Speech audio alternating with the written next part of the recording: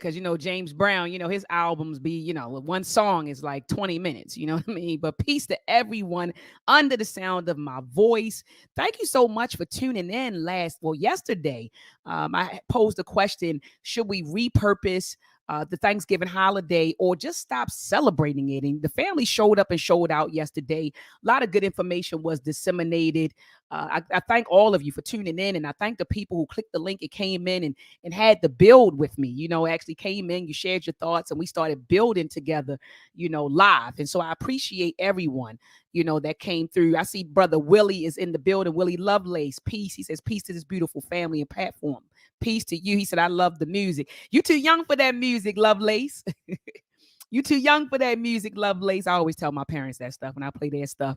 I say, y'all too young. Y'all too young. Y'all, this is grown folks music, And Red Pill said James Brown was a gift. Absolutely. That brother was a a musical genius, in my opinion. That was a bad brother, could sing, dance, played, um, musical, instruments. I mean, the brother was bad. He was bad. He was bad. Let me see. Oh, we the same age then. Okay. I thought you were a young whippersnapper. Okay, we're the same age. We're the same age, and you're right. You don't. Yeah, we the same age. I thought you were a young whippersnapper. That's why I said, what you know about that? I thought you was about 23. I didn't think he was 43. I thought you was 23. But anyway, family, you see the title. Where's the list of demands for Jerry Jones? Jerry Jones. All right, Jerry Jones, the owner of the Dallas Cowboys. Now, let's get to this photo. So this infamous photo of Jerry Jones. I'm sorry, I had it nice and ready and I clicked the button. Here's Jerry Jones right here. I don't know if you all can see my cursor moving around. So let me give you all some context. This photo was taken in, and I keep saying photo, it's photo with a T, but Baltimore, we have that lazy tongue. So I say photo, but it's photo, right?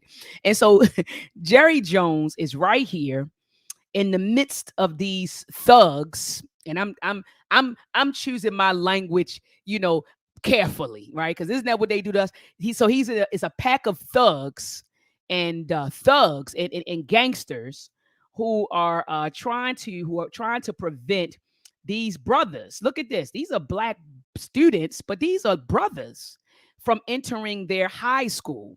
Now, Jerry Jones says that he was just spectating. Jerry Jones says, "Oh, I was just looking. I wasn't the one trying to prevent them from entering. I was just spectating. I was just looking."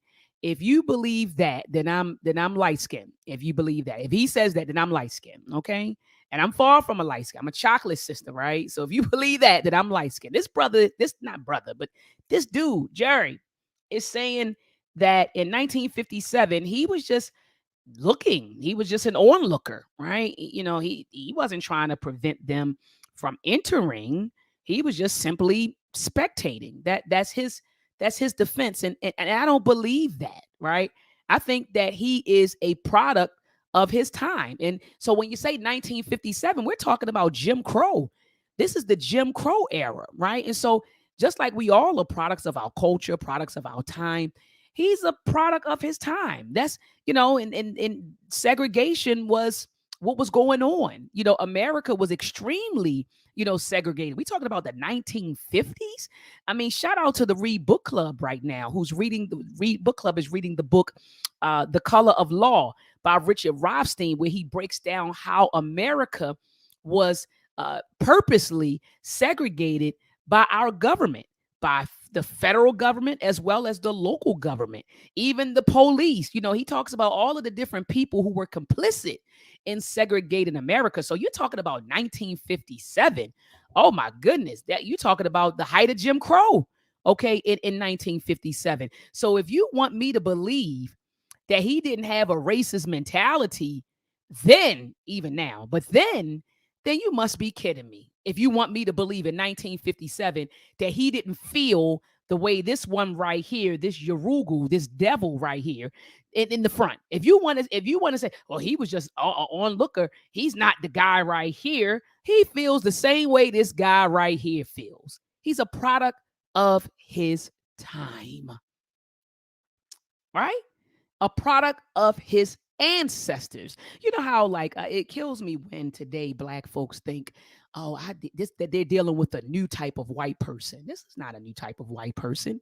We have to understand that in families, you pass down your mindset to your children. So, for example, my nephew Chase, he was playing at the football field with my son Jalen when during football season, and a little white girl had called a group of black boys the N word.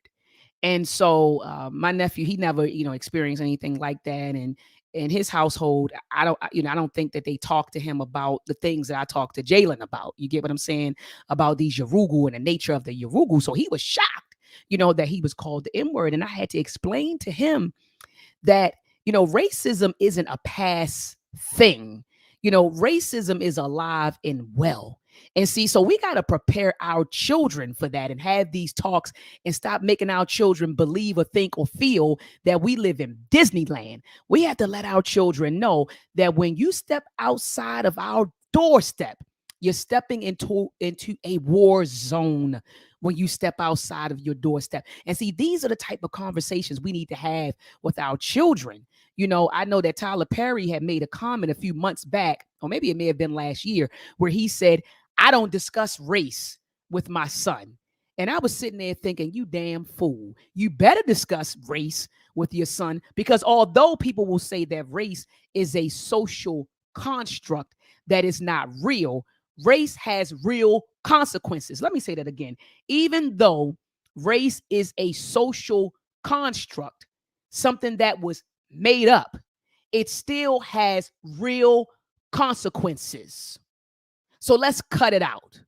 So we need to be having these hard conversations with our children. So let me get back to this. Just like we pass down our mindset to our babies, our mindset, our values, our morals, our goals, they do the same thing.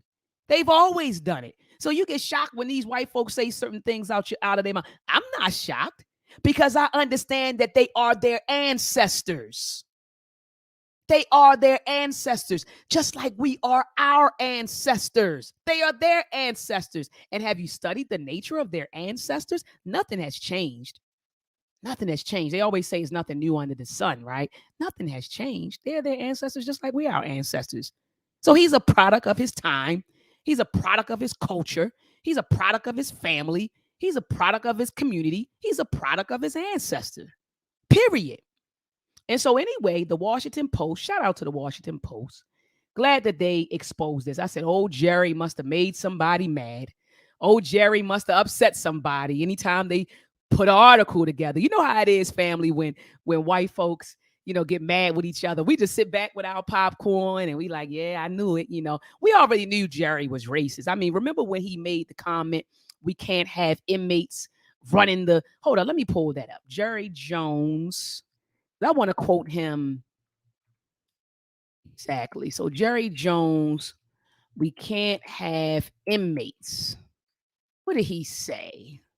We can't have inmates running the prison. Oh, the Washington Post put that out there too. Oh man, the Washington Post is on fire. So during the protests, they have these little ads, but during the protests, remember when Kaepernick and all of them were taking the knee? Jerry Jones made the comment, we can't have inmates running the prison. Anti-protest NFL owners are fighting a losing battle. So he referred to his players, predominantly black players, right? That's his team. His team is comprised mostly of black players, right? He referred to them as inmates and referred to the NFL as a prison. But then you all got mad when Kaepernick called it a plantation. Oh, I wouldn't say it's like a plantation. You have an owner calling it a prison. What do you think goes down in the prison? They exploit the prisoners for labor? Huh? Pay you 30 cents a day? Come on now. Shout out to where are my people behind the G wall? I know some of you are watching. And shout out to my people behind the G wall, my men and women behind the G wall, making 30 cents a day. So what happens in the prison? You're getting exploited. The prison is like a whole nother, it's a whole new, it's another world. And so he likened the players to inmates, and he likened the NFL to a prison. And so I knew when he made this statement, I said, I already knew he was racist. I mean, most white folks, but I already knew. And when he made this, it just confirmed it for me. All right. So let's not forget that. And shout out to the Washington Post who put that out there. But anyway, it's a new article now. Jerry Jones helped transform the NFL, except when it comes to race. All right, now let me put my glasses on, y'all. And I want to read this. These my Blu-ray glasses. I need to get some actual prescription. So it says, on the first day of classes at North Little Rock High School, a crew cut sophomore named Jarrell Wayne Jones found his spot among a phalanx of white boys who stood at the front entrance and blocked the path of 6 black students attempting to desegregate the school. Let's keep on reading. It says, in a photograph taken at the scene, Jones could be seen standing a few yards from where the 6 black students were being jostled and repelled with snarling racial slurs, okay, by ringleaders of a mob. That's exactly what it was. It says, at one point, a black student named Richard Lindsay recalled someone in the crowd put a hand on the back of his neck. A voice behind him said, I want to see how a nigger feels. Whew. It says the ruffian hostility succeeded in turning away the would-be new enrollees. So they got him out of there. It says the confrontation occurred 65 years ago on September the 9th, 1957, during the same month that the high-profile integration effort was taking place at Little Rock Central High in the capital city a few miles away. The story of the Little Rock Nine, when President Dwight D. Eisenhower dispatched federal troops to escort the trailblazing black students past the spitting hordes, is regarded as a pivotal moment in the civil rights movement. It overshadowed the ugly events unfolding contemporaneous at Jones's high school on the other side of the Arkansas River, an episode mostly lost to history, though not entirely. So here's the photo. Said Jerry must have made Jerry Jones piss somebody off because now they are exposing him.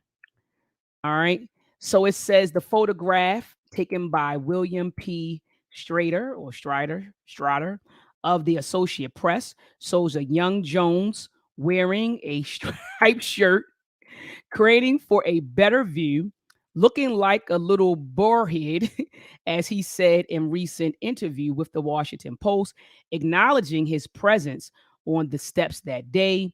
He was 1 month from turning 15. Okay. So he had been bulking up by lifting weights and going through 2 days since August, trying to make the school's football B team.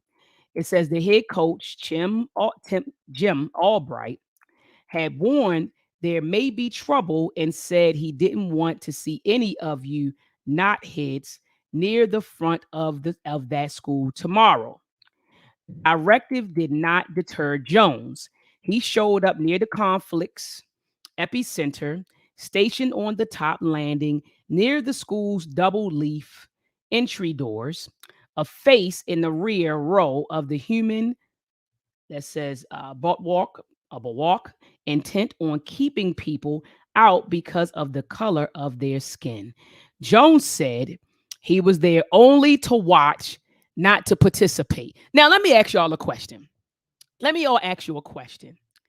If I was with a crew who was robbing a bank and I showed up and I'm in the surveillance, I'm caught in the surveillance footage, and the police show up, and I just say, I was just here spectating. I really wasn't going to rob the bank. I was just here spectating. They will lock me up, right? So Jerry is saying, I wasn't there with the gang trying to prevent them from coming in. I was just there, just an onlooker. Yeah, right. So he said he was only there to watch, not to participate. He says, I don't know that I or anybody anticipated or had a background of knowing what was involved. It was more like a curious thing. Yeah, right. Yeah, right. It wasn't a curious thing. He knew exactly what was going. They already knew that people, they know the civil rights movement was happening. They were trying to desegregate schools. It was a push to desegregate schools. It was a push to desegregate communities, right? It was a push to do all of those things. So what do you mean, Jerry? You didn't know what was going on. You knew what was going on. You knew that they were attempting to segregate, I'm sorry, to integrate your school. You knew that. And you all were there, even though the coach already told them not to be there. You showed up anyway. All right, let's keep on reading, family.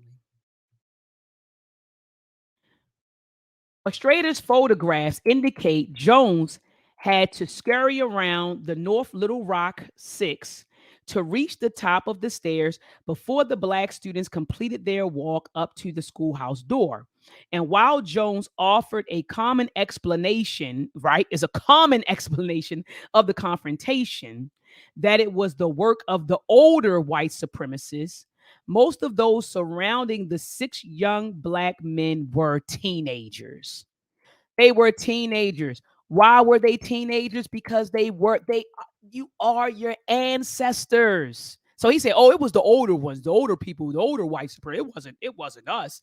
No, it was these were teenagers. Cut it out." So it says Jerry Jones is now 80 years old, and his face is among the most recognizable in the country. The boy from North Little Rock owns the Dallas Cowboys. The Cowboys are America, Jones said when he bought the team in the 1989s. They are America.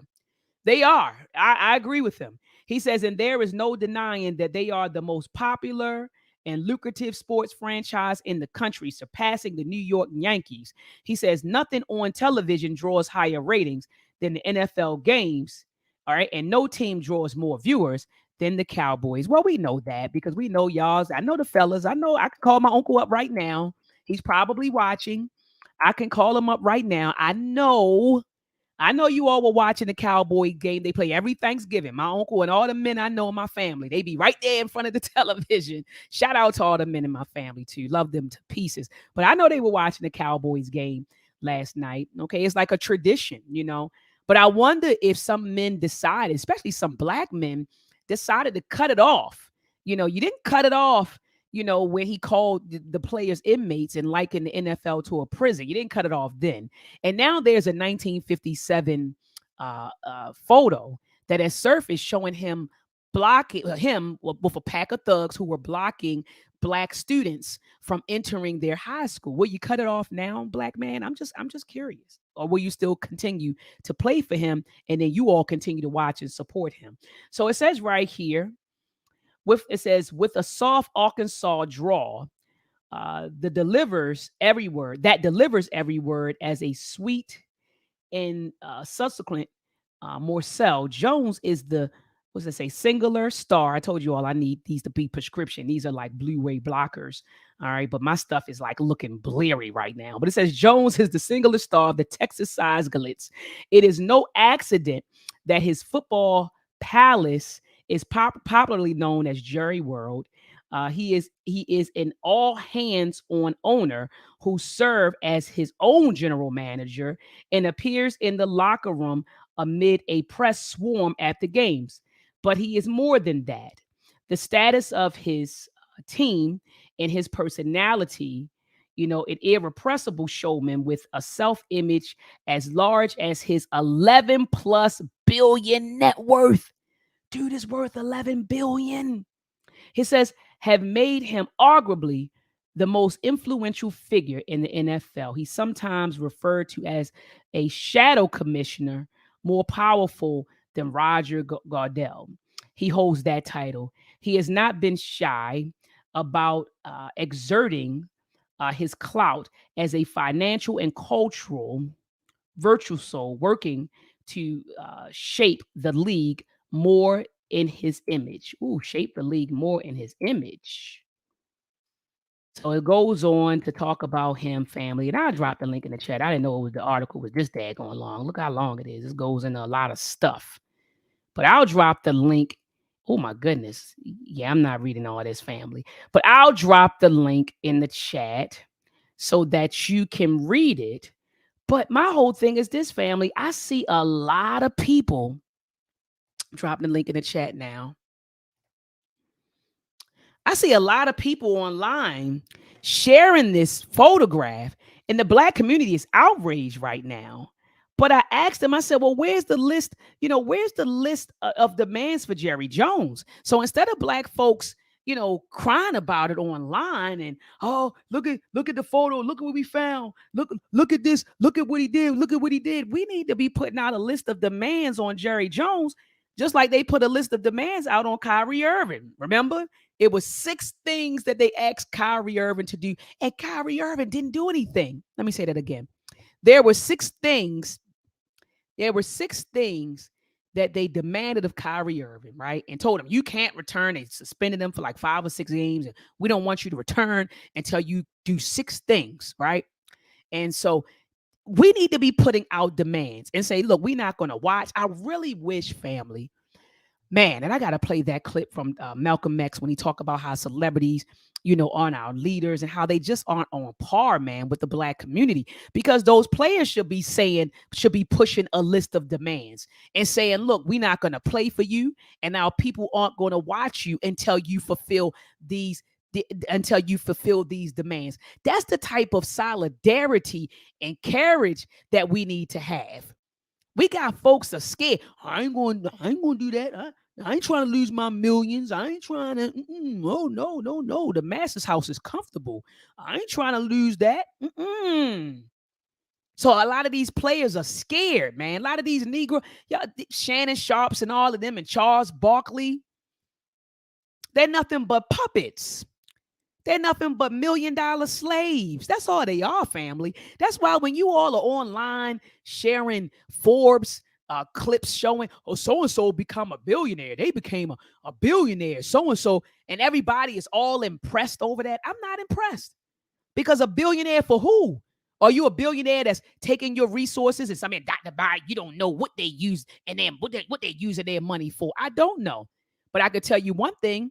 If Jay-Z was really in New York making noise and building up, Brooklyn and different, barrows or wherever he was from, we would hear about it, right?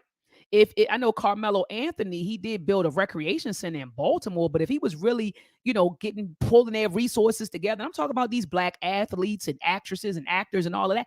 If they were really pulling their money together and going into the community, we would hear about it. We would know, oh, dang, so-and-so put a school over there.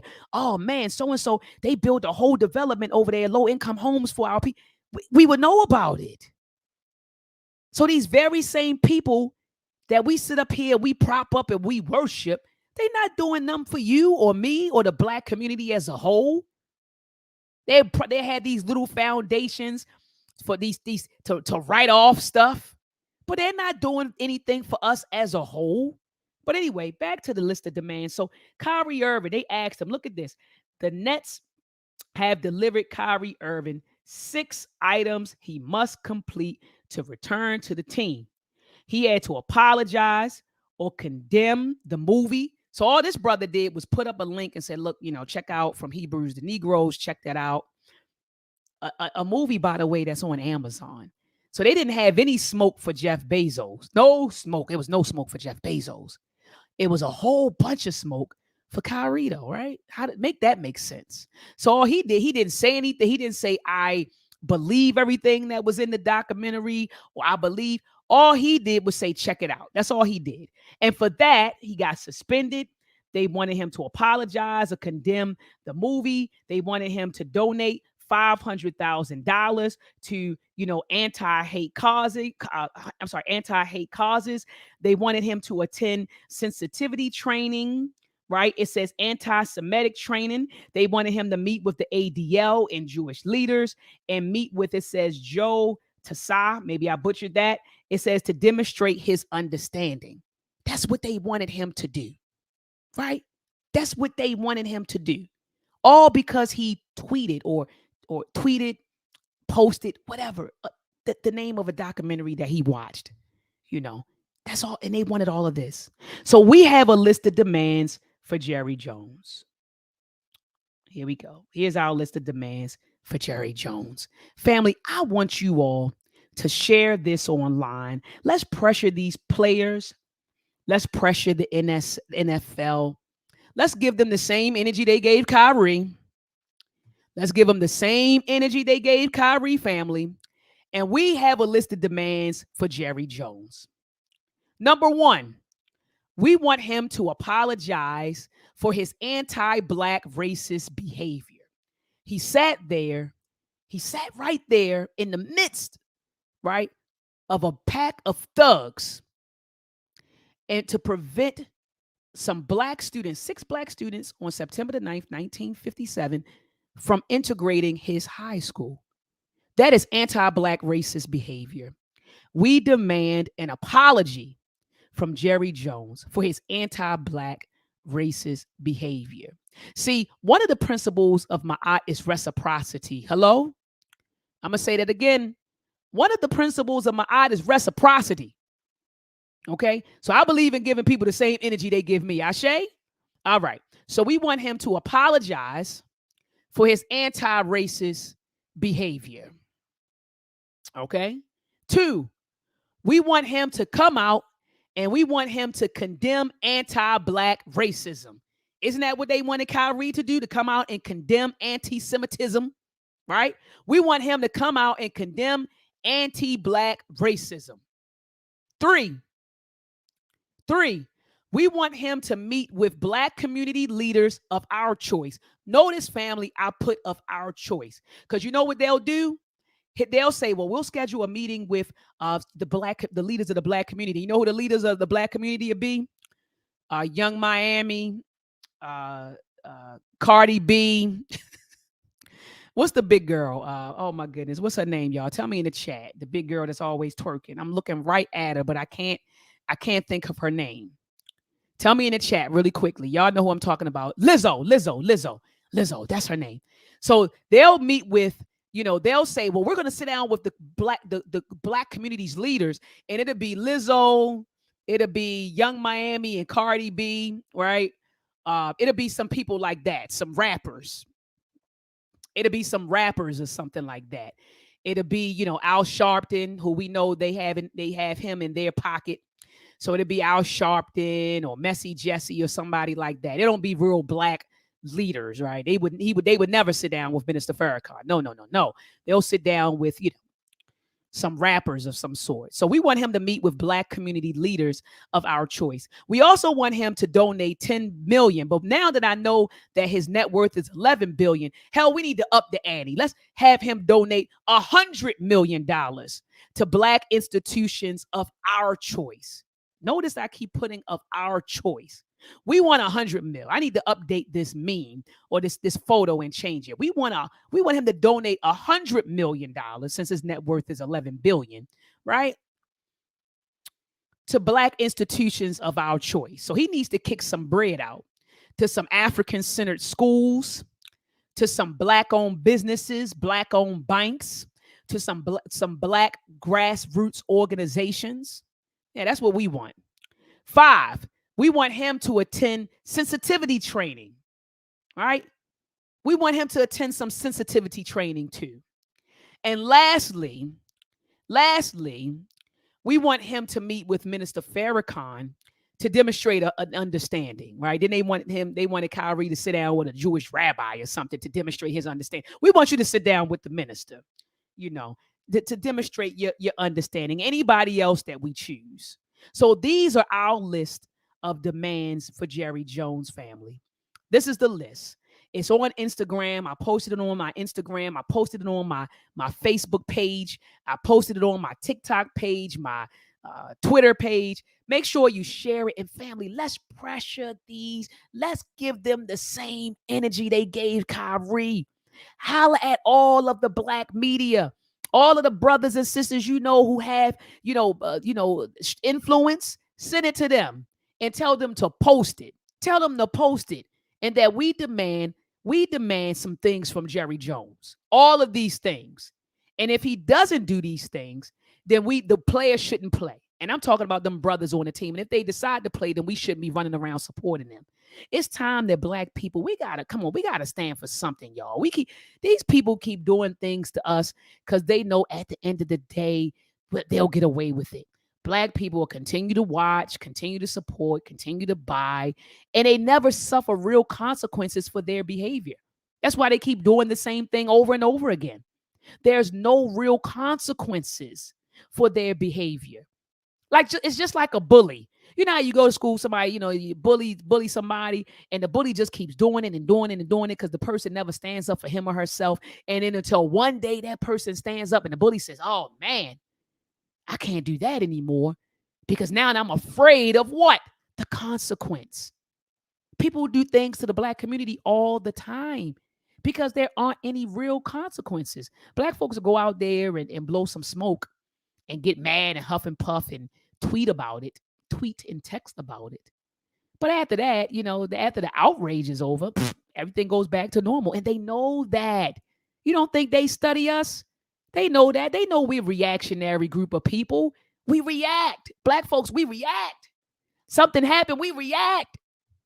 I think we need to change that. I think we need to be proactive as well as reactive. Right? We need to be proactive as well as reactive. But the bottom line is they know that they don't face any real consequences. Black people, we complain about it. We get online, we make videos, we talk amongst each other, and then we just go back to watching the NFL again. And we'll go back and go support the games, and we'll be, tweeting about it. And yeah, man, I'm in here watch the Cowboys. Man, I'm at.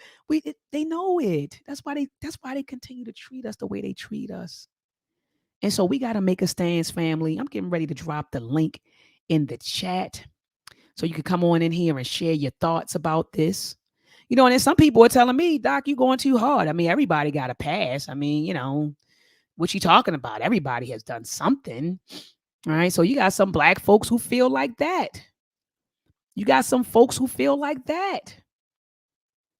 All right. So family, I put the link in. This is the link to my Instagram. Let me go ahead and make sure if you're on IG that you share it. All right. That you share these list of demands. I also dropped the link to the chat not the link to the chat, the link to this live stream. Hop on in. Come on in, family. Tell me your thoughts about this. Is this really a big deal? Should we just leave it alone? Or should we crucify him like they crucified Kyrie? I believe in giving people the same energy they give me.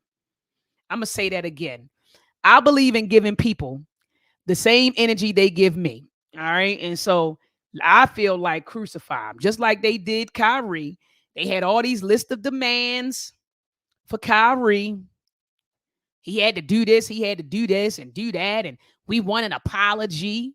We need to start making demands when people violate us. When people violate us, we need to demand something, not just moan and groan,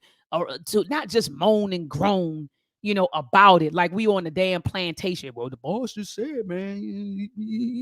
No, we need to make some demands and say, look, and then pressure these players that we support. Pressure the players that we support. Because I remember my uncle made a good point. He said, if the players keep playing, people are going to keep on watching. He said, I could care less about the owners. He said, I watch football because he enjoys the sport, one, and he wants to support the players. So we got to pressure these players, these black players, right? Where do you stand, black player? You get what I'm saying? And pressure them and say, we're going to stop supporting you. We're going to stop supporting you. We're going to stop supporting the team. Put this in front of your owner and make this happen. Shoot. Baba, I see you in the building. Peace and love to you, Baba. Go ahead and speak your mind. Yeah. Can you hear me? I can hear you, Baba. You have the floor. Okay. I was listening to your show last night, and I came home. I came home late But I remember you talking about Jerry, the football owner, and these the kind of things need to be exposed.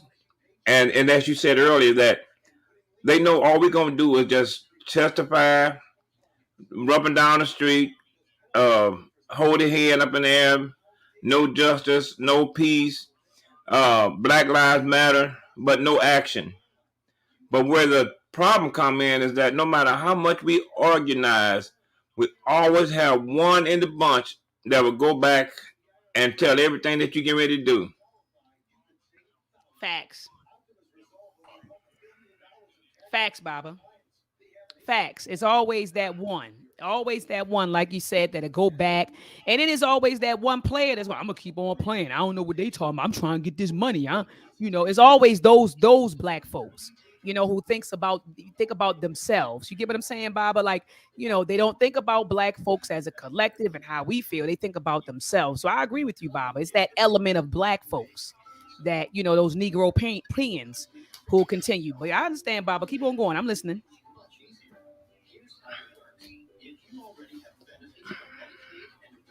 And uh, what my problem is with this is that you got a generation of brainwashing that been set down for years and years and years, and so they feel like, well, this is where it ought to be, this is where it's supposed to be. But when you get somebody to wake you up, what upsets me is when our people get on YouTube and social media and try to wake our people up. You always got somebody want to go against what you're saying. Now, if you believe everything they told you all your life, well, why can't you believe some of your own people, what they say? That's right. That's right. That's right, Baba. It don't make sense. I'm 71 years old and I see it. I told my son and daughter last night. I said, baby, I said, if we just like we left his house, I said, just few there. If we were organized and say have a secret meeting and said this is what we're going to do, I guarantee you somebody in the bunch gonna go back and tell everything you done. Yep. That's how. Yep. It's sad. It's sad. It's You sad. know, Dr. Claude Anderson said that this Jewish fellow told him, said, Dr. Claude said, you got a good idea. He said, but what happened? He said it will never work because it's gonna be somebody they gonna buy off in your organization. They find a weak link, they buy them off, they pay them, and they go back and they destroy your plan. Yep. Yep. Yep. Yep. That's 100%. It is. It is. And Baba, when we study history, like you said, it's always that it was happening on the plantations. It was happening on the plantations. It was happening during Reconstruct. All since we've been here, is they always find those ones. They always find those ones. Think about what happened, with the assassination of Malcolm X. They always find them, Baba. They always Right. find. They always find. Some of us to do their bidding, to do their dirty work, Baba. It's been like that. Read that notorious manumission law. I think it's 1710. Just look that up. Mm-hmm. Mm-hmm. I know what you're talking about, Dr. Claude Anderson. I think he talked about Yeah, in his book yeah, Powernomics. you're right. Absolutely. Yeah, They want to get their freedom, so they tell. So yep, manumission. Absolutely, Baba. He talked about it in Powernomics. you're right. Yeah, Absolutely. boss, we sick. Boss, our house on fire. You know. Absolutely, Baba. Absolutely, Baba. But Baba, thank you so much for coming Okay. through. I appreciate you. As always, I love when you slide in and you come with that power. You come with that power, Baba. So I appreciate you coming through, Baba. Peace and love.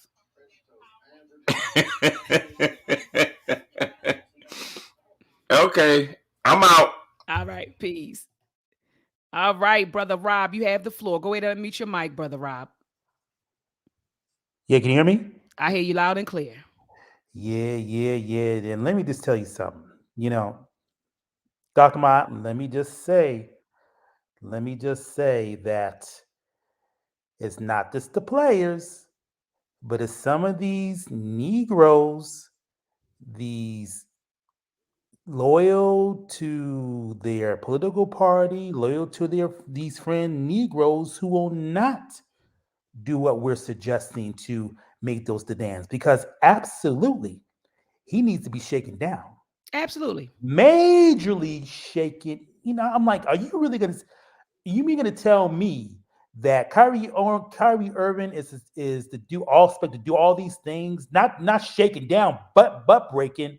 Well, Jerry Jones ass needs to do some butt breaking himself on the real. He know what he was doing. And he might be young, but you see, and understand, Queen. This is the issue with racism, white supremacy. It's not no, it's no longer about calling the and using the N word against us or burning Mm-hmm. us. This is psychologically. Mm-hmm.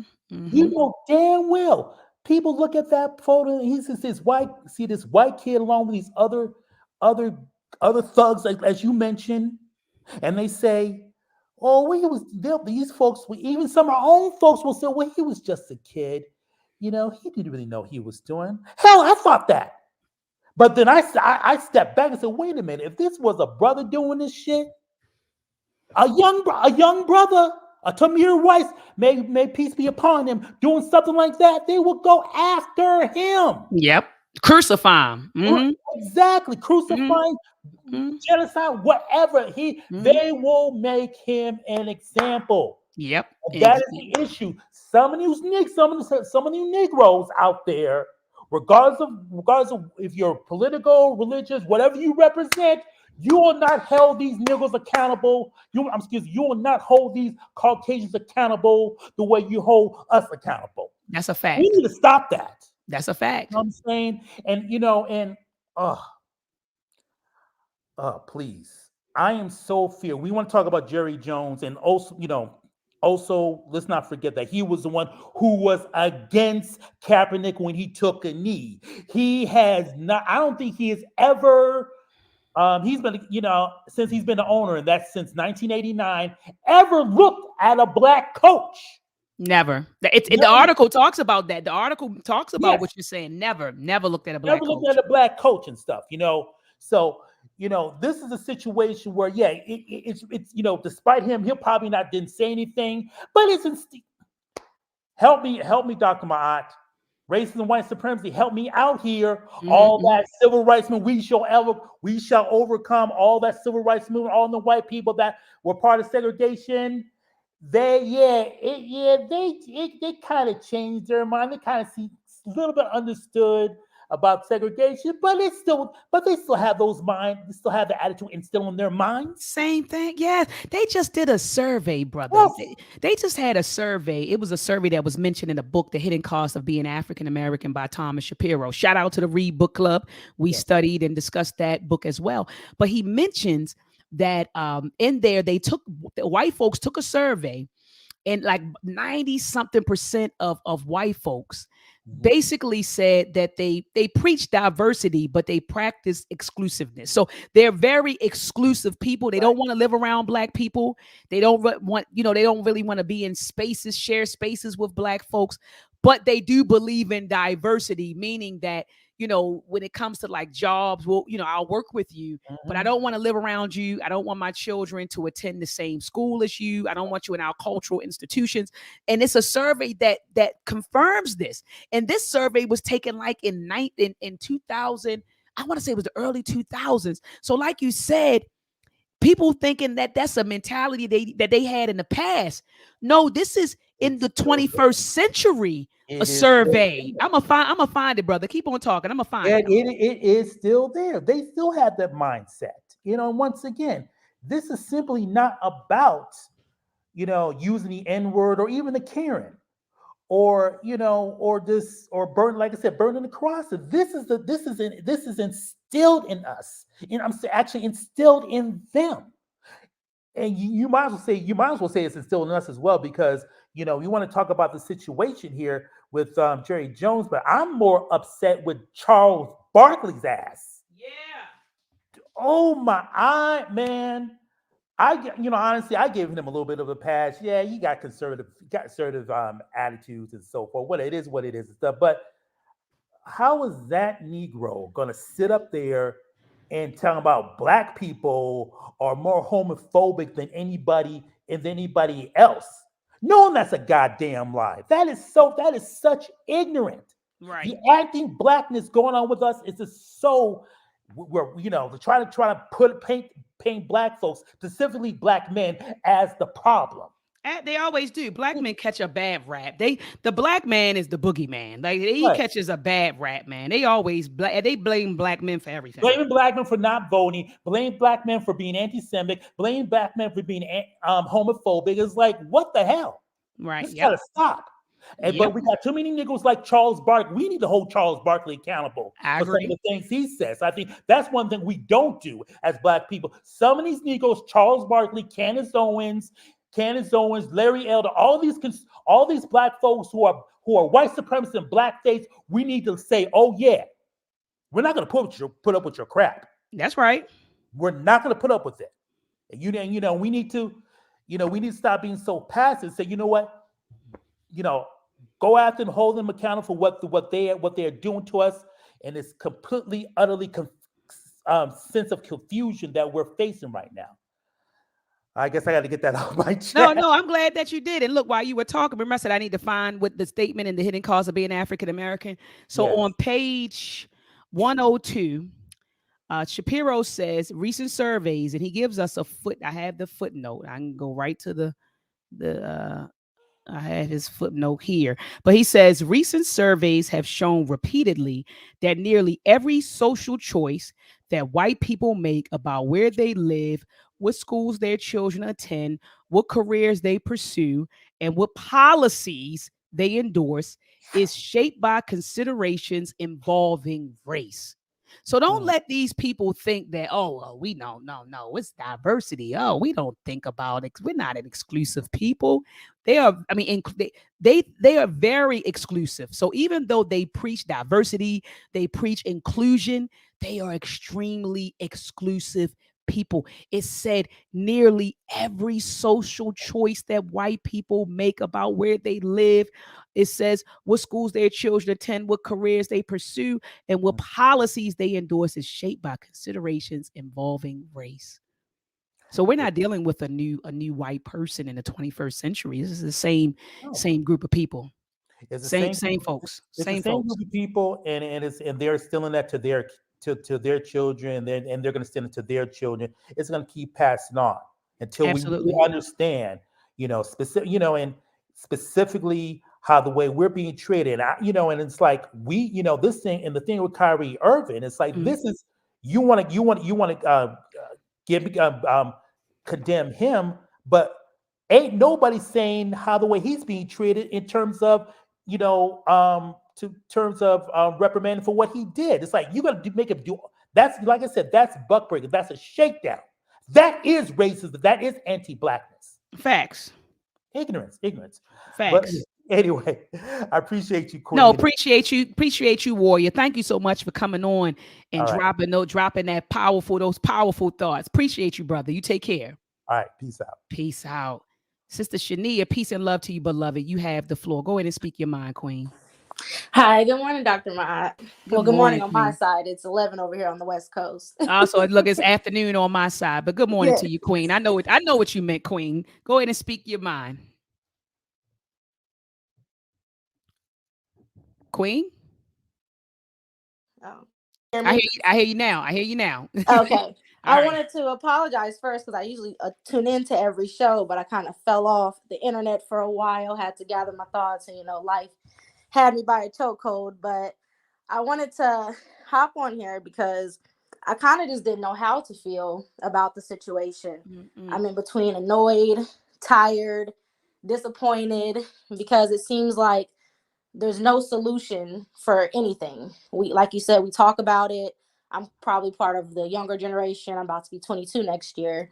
But even amongst my age group, it's just very annoying to know that these topics are not the center of discussion. Everyone wants to be in the fight for things that have nothing to do with us. The LGBT fight, the trans fight, the women's movement. Those are the topics of discussions. And then when they call me Black Power, because every time you want to talk about the reality of situations, they don't bring that Black Power stuff over here. We don't want to talk about that over here. So I'm kind of a loner in my generation when it comes to the progress of our people, because the topics that go on in my age group are more pointed towards the destruction of our people. But Mm. I definitely, I don't know. I don't know how to feel about this. I'm annoyed. I'm agitated. I I don't know. It's This generation is just very lost. It's very lost. I don't know, Dr. Smile. I guess I called to get advice, to be honest with you. No, I first and foremost, I want to say to you, Queen, I appreciate you. I love when the young people call in, and I've noticed that a lot of you are tuning in. I'm hearing I'm 20, I'm 21, I'm 22, and I'm like, wow.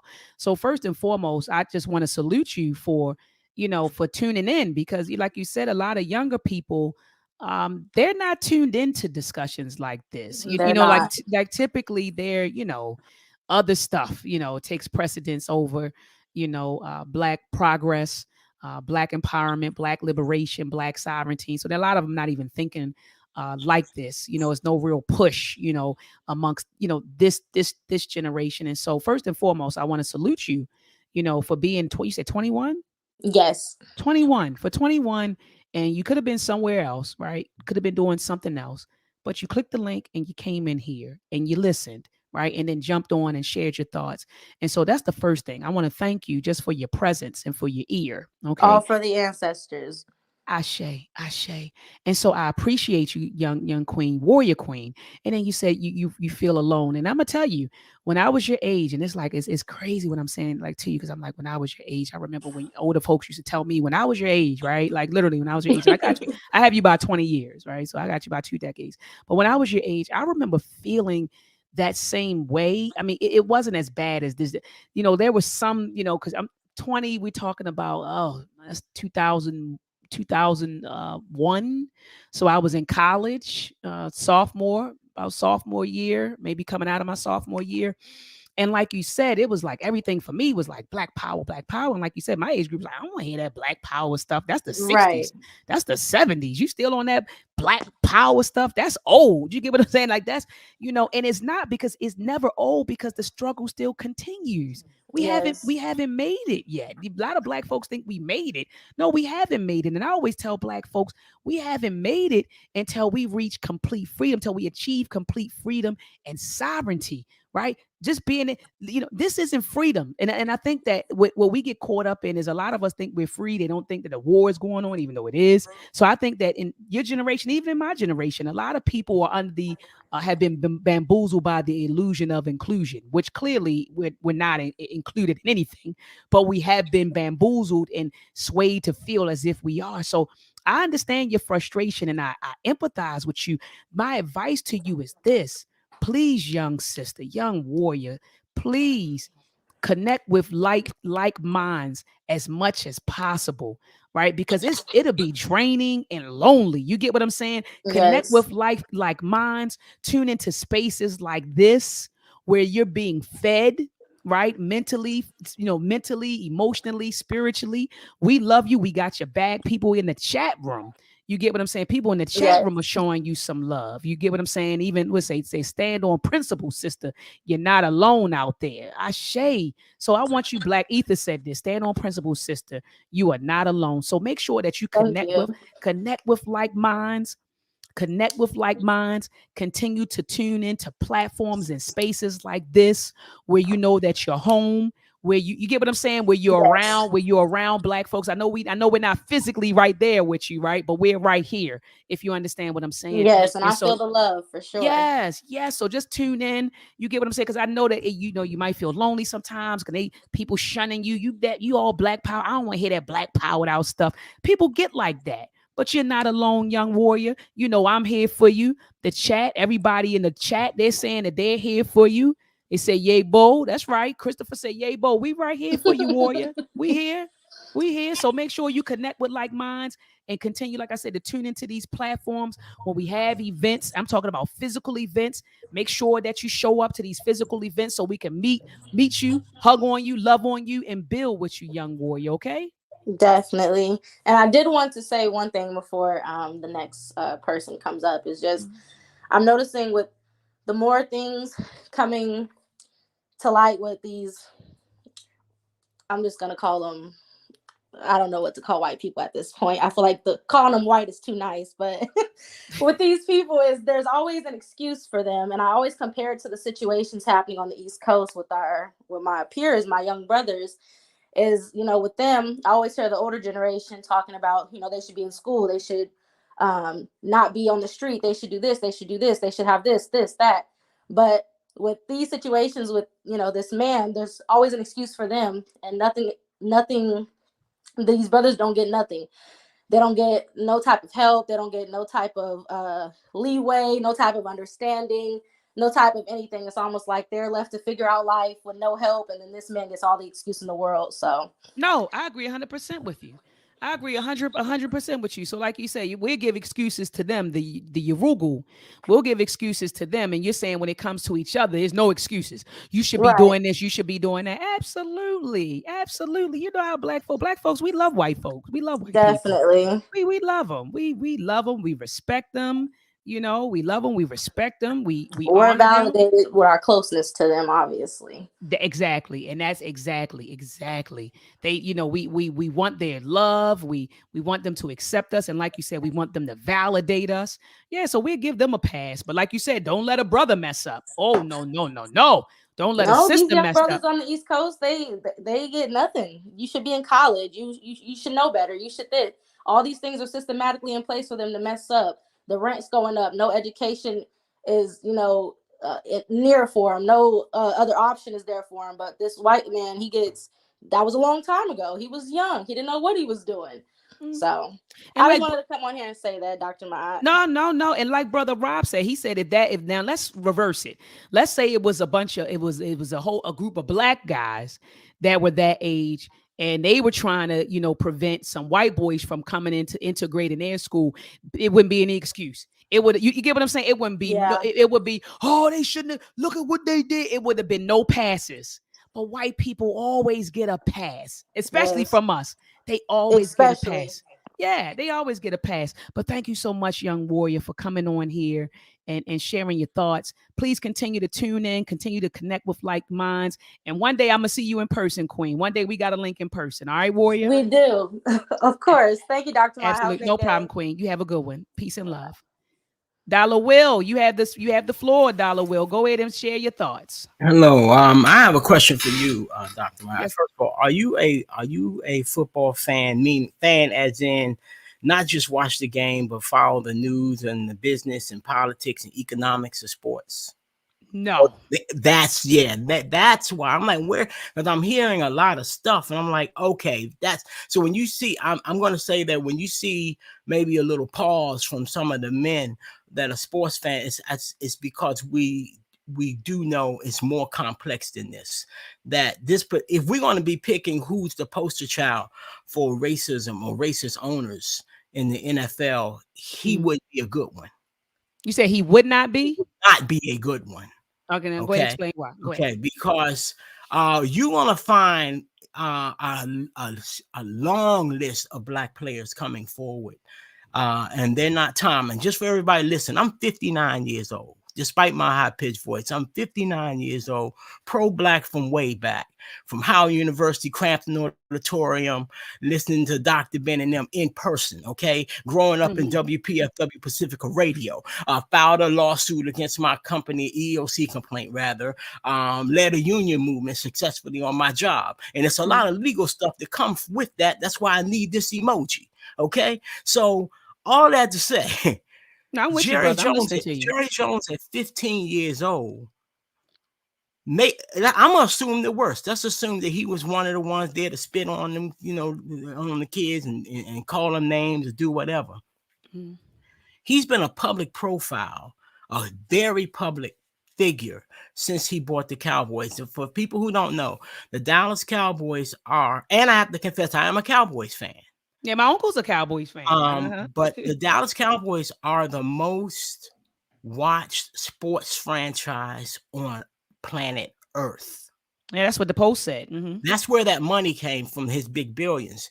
And if you were to Google the biggest, largest audiences for televised program broadcasts, you will see at least 5 of the top 10 will be Dallas Cowboy games. Mm-hmm. The Dallas Cowboys games get a bigger audience than the World Series. A regular season Dallas Cowboys game gets a larger audience than the World Series baseball game.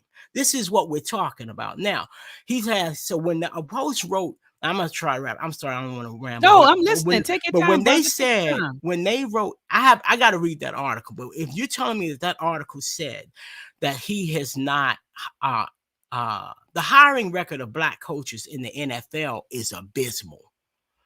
But if they implied in that article that Jerry Jones has not interviewed a black for a head coach, that is a lie.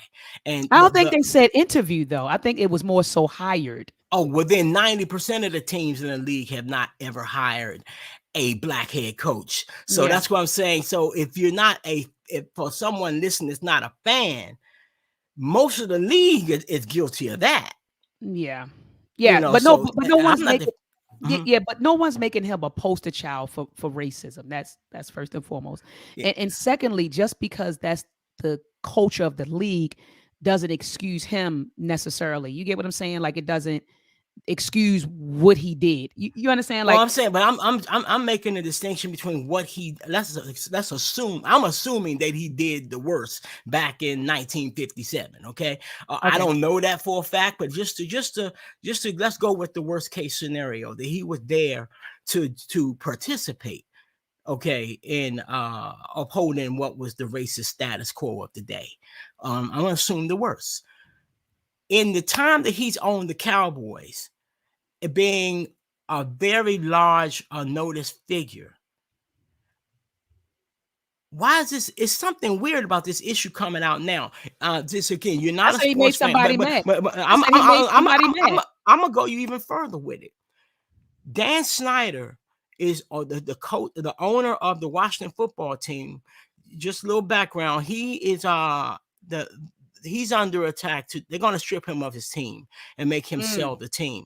He defied Congress. They called him in. He was basically cheating and lying about the revenue he was making. So he was cheating the other owners because he wasn't participating fully in the profits. His portion of the profit split and all that, and he was cheating on his taxes. And because when Congress asked him they called him in for a committee meeting, and he basically gave them the finger. Mm-hmm. And he didn't show up. This man did not show up. So when the other owners didn't support him, Dan Snyder threatened to take them all down. This was less than maybe a month or two ago. Okay. And so now this Jerry Jones thing comes out in the Washington Post. Okay. And so the biggest figure in the NFL, there's a couple of 2 or 3 owners that pretty much run that NFL. And Jerry Jones is one of them, but he's usually opposite the commissioner. They got this big battle between the two of them. So when Dan Snyder says that he's going after the other owners, and then I'm linking these. I'm suspicious about this. That why would this come out in the Washington Post so close to something after Dan Snyder threatened to take down the other owners, and about a photo of an internationally known guy? You're not going to tell me somebody just stumbled upon this photo from 1957 today. Come on, we can't be that naive. There's something else going on. So, brother, you didn't hear in the beginning of the broadcast when I said Jerry must have pissed somebody off, or it's no, I didn't hear the very beginning. Yeah, so I'm agreeing. He pissed somebody off. Yeah, I said he pissed somebody off, and this is where I fault Jerry. This is where I fault Jerry, fan and all. And I said this at the time, that the players needed to get on Jerry about him being the leading voice of opposition to those anthem protests. He He was. was the leading, and he has to own that. So there he stood on those steps and at that in the attempt to integrate the schools, and now he takes the front line again. Now he gets no pass for that, and he got an answer for that. Why are you present? But now, okay, so you're a leading voice now. You all in now. So we supposed to think that when you were 15, you weren't all in. That's why I say I'm assume the worst, but I'm still saying there's a lot of players and stuff that he has helped through the time. He's taken on he's a constant opponent to the commissioner. The league has this rule where the contract, I think, violates people's rights under the law, the union contract of the NFL. So if you are accused of something, a crime, and you are late, and the charges are later dropped, the league will still discipline the player, even though they've not been found guilty in no court of law. And Jerry has defended his black players and gone after the commissioner about that. So there's an ongoing battle. And Jerry has been on the correct side of that argument. But when it comes to the bigger things that affect the money, like the anthem protests, he's on the money side. And just to throw this one little piece of sports business history for people to understand how important Jerry Jones is to sports economics and why he was inducted into the NFL Football Hall of Fame. When Deion Sanders was playing for Dallas, the NFL had a contract with, I think it was Coke, and Jerry signed the contract with Pepsi. And the NFL said, you can't do that because we gave the sponsorship to Coke. And Jerry said, I own the Dallas Cowboys. And by me owning this franchise, that gives me the right to sell a sponsor, have a sponsor of my own. The case ended up going to court. Jerry Jones won against the NFL. As a result of that, that's why you see these name brandings on all the stadiums in America for every sport.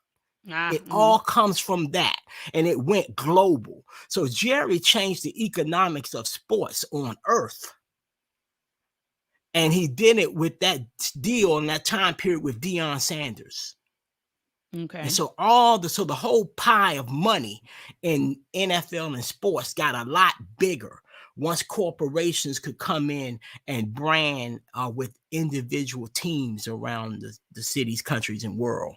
So, yeah. So all that to say, yeah, it's a lot. It's a very complex issue, and it's been a lot of black people around him benefiting. He's had business opportunities for players once they stop playing in the league. But that still don't mean that he ain't guilty of being on the wrong side of right in 1957 and being on the wrong side of right with those anthem protests. But those anthem protests affect big money when you're the biggest franchise, the most watched franchise on earth. Those business interests that's giving him money to brand that stadium and all that, they're going to make him take that position. So whether his heart is really in it or his wallet is in it, I don't know. Yeah, but I hear what you're saying, brother. But I'm not a huge football fan. Come around the side, Chase. But I'm we're not money fans and we jobs fans. Yeah. So no, what I'm saying is this, and I hear what you're saying, and that's why I sat and I just listened to you. But I know that you say I'm an NFL fan, and you were saying that you understand the politics and like the economics and the history like behind it, like you actually keep up with that stuff. I don't. I don't. But what I am saying is this: I don't feel that black men have equity in the NFL other than outside of being players, right? Like no ownership. You're not a coach. Like you're not really in leadership. Black men don't have any power per se, in my opinion, in the NFL outside of running the ball up and down the field. That's just what I believe. No, you get what I'm saying? Agree. And so that's my beef. So why are we supporting an institution, right? And come over here, Chase. What? No, this side. You're right. So why are we going to continue to support institutions that we don't have any equity in? Like I just don't think that is smart. We know these dudes are racist. I mean, I look at what Jerry said. He called the players inmates and likened the NSL to prisoners. I can't liken the NFL to a prison. I can't get past statements like that Yeah, the and reason continue to why support. Go ahead. the reason why is the same reason in life why we do it in the broader society. See, those players, the same reason we go to our jobs and we don't even write a. Remember, I led a union movement. Mm. The same reason we don't write a letter, we don't put pen to paper and write down violations of law and policy on our job. And we go every day and we shut up. And the same reason why we stand apart from the people who do go out there and put their neck on the line. The same reason why unionization membership across the country is down. Okay, the same, those is all related. On this side, people. So we killed our history of unionization, and that's connected to this wave of conservatism that's going on through the country right now. That's wrapped up a lot of Black people that separated us from unionism, organizing. Okay, so there's nothing we're going to ever achieve without some level of unity and protest, demonstration, unionization, all that's together. And so, and every time those players have a chance to stand down for what they want, make demands, because their union contract expires every few years and they have to renegotiate it, and they always punk out every time because it means you're gonna have to walk away and leave the money. So we got millionaires who can't walk away from football for a year or two to shut that sport down to get what they want, and here we are, regulars fighting to be middle class, and we not doing it. But if the millionaires can't even make a stand for what's right, then what, they're a product of us. That's the short answer of why. Okay, I'm with you, brother. Well, thank you so much for coming on and sharing your opinion. I appreciate it. All right, thank you, sis. No problem. You take care. Nah. So this is my nephew Chase family right here. I wanted Chase. Let you sit right here.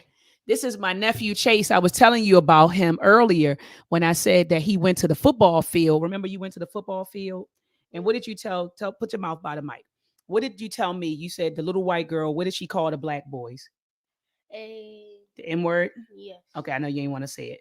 Okay, but when you came home and I talked to you about that, what did I tell you about white folks? Do you remember some of the stuff I told you? Because you always have a great memory. Do you remember? I told you she learned that from where? Oh, her family. Her family. I say she learned that from her family. So she only repeats stuff that her family taught her. Did I tell you anything else about the relationship between, because you asked me a question. You said you felt like white people didn't like Black people, and you said why? Remember you asked me that? Yes. Okay, and we had a conversation about that. Yeah. And I told you that, when you go out here, that you have to understand the nature of the people that we deal with, right? Yes. And do you often hear me tell you that this isn't Disneyland out here?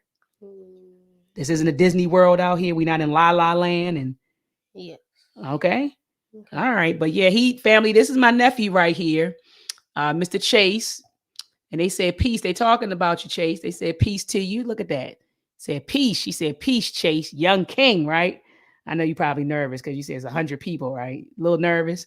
All right. But I just wanted them to show you. I wanted them to see who you are, okay? Say peace and love to the family. Peace and love. All right. Yeah, I have these conversations. I don't play around with mines, man. I don't have my children out here thinking that this is Disneyland out here, and you're not going to encounter this, and we're not going to talk about race. We talk about race in my household all the damn time. All right. And so peace and love to you, Pied Piper. That's an interesting name. Hey, how you doing? How you doing, Dr. Mahat? I'm doing fine. How about yourself?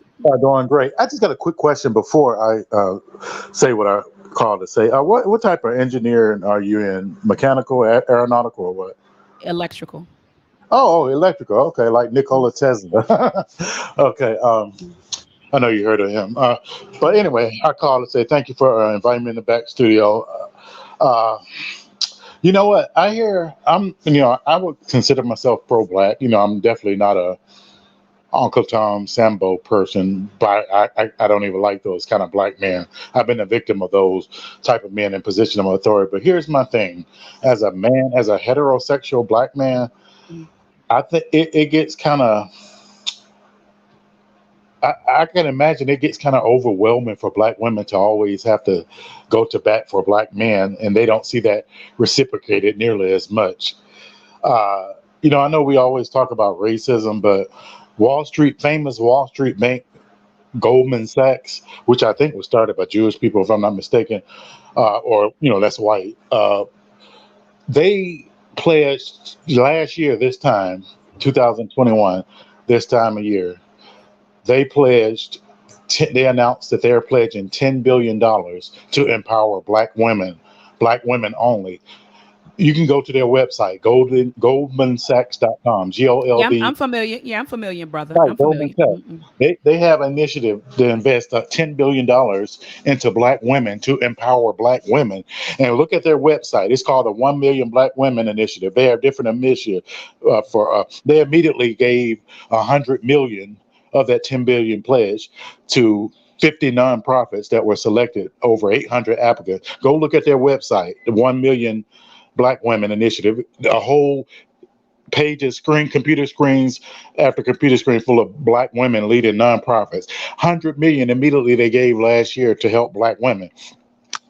Black women, at some point, y'all gonna have to burn the cake for us. I'm saying this as a black man. I know y'all got sons, nephews, daddies, uncles, and all that. I'll give you a prime example, and I'm not going too far out on a tangent. Black women always march for, and not saying they shouldn't have, different things when different things happen to black men, like by police or whatever. But when Dylan Roof shot up that church in South Carolina a few years ago, black men went out in force saying, "No, President Obama, you need to wage war on white supremacy, not just come sing a song at a church and say we shall overcome." But time something happened to a black man, black women are out there in mass, but black men don't do it in return. Now I know people gonna get on here saying, "Oh, black men, you trying to say no black?" I didn't say no black men do it, but not nearly the amount and the frequency that black women do it. But I'm telling y'all, as a black man, black women, please burn the cake for black men. Rest in y'all femininity. Y'all feel. Now, I'm not saying you, Dr. Mad. A lot of women feel they got to be that strong black woman and wear that cape even for their men. Other races of women don't have to do that. And speaking of racism, speaking of Jerry Jones, like the subject, just to touch on the subject, if that picture actually looked photoshopped, because the three men that's in the front had a more colorful, defined black and white picture, in the back looked more like people were looking away from the center focus, the two black. So honestly, the picture looked photoshopped, and I think it's because, like the gentleman before was saying, that Jerry Jones probably ruffled some feathers over the years, being on the wrong side, as they consider being on the side of the players, and somebody probably released that to like make him look bad because, he was like kind of on the player side, during some of those controversial instances. But that's so that's what I think about that. But like I said, black women, other men with wealth are looking at you and investing in you. They want to empower black. $10 billion. All these NFL and all the boxer athletes and entertainers, have they given that amount of money to black people as a collective? No. I'm not saying they haven't done philanthropic things. Of course they have, but not on a level at the Goldman Sachs. That's like the epitome of Wall Street banks, Goldman Sachs of success. $10 billion. Go to their website. They got a whole slew of black women, over 50 black women they selected. That's just the initial group. Black women, get on the 1 Million Black Women Initiative. Go to goldmansachs.com website. Take advantage of this. I don't hardly hear black women talking about that. And that was last year. They talked about, I think the mainstream media covered it, and maybe a couple of two or three black women channels covered it. And then they went on to the next hot thing, talking about celebrities and what they're doing. Those celebrities that they discuss it on their channel to get views, they're not giving black women money like that. So I would be talking about, hey, black women, y'all need to, every time I talk about, not saying you, telling you what to do on your show, but if I was a black woman, if I had a content channel, or I was a content creator, every show I do, I'll be saying, black women, don't forget that $10 billion Goldman Sachs set aside for you. Go to their website. But black women, not you, of course, Dr. Ma, but black women spend all the time talking about what they don't like black men. Black men spend all the time on these other channels talking about what they don't like black women. We discuss low vibrational things like relationships all the time. To be honest, if a white man, Jewish man, Asian man wanted black women, he could have her. I'm not saying like, oh, he can have y'all, like forget them. I'm saying like their positions, their status in the world is much as a collective is much stronger than black men. So black men, your game ain't like it, their game ain't tight like they think it is. If a white man wanted a black woman, a Hispanic, Asian man, they got Middle Eastern men got a monopoly on gas station. Asian men dominate the hair care industry, even in black hair care. White men, they control courts, law enforcement, politics.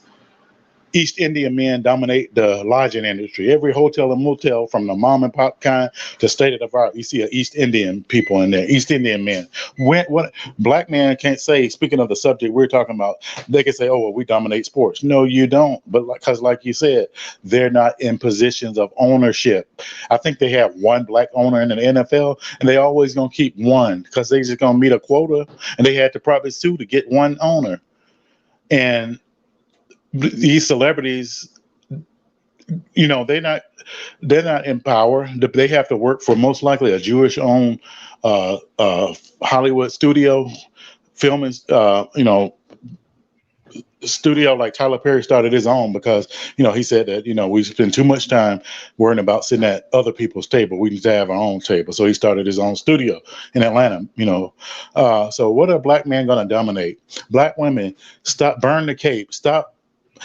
Forget about, oh, my nephew is black, my daddy is black, my brother is black, my husband. Yeah, that's true. And I'm sure they are respectable men handling their business.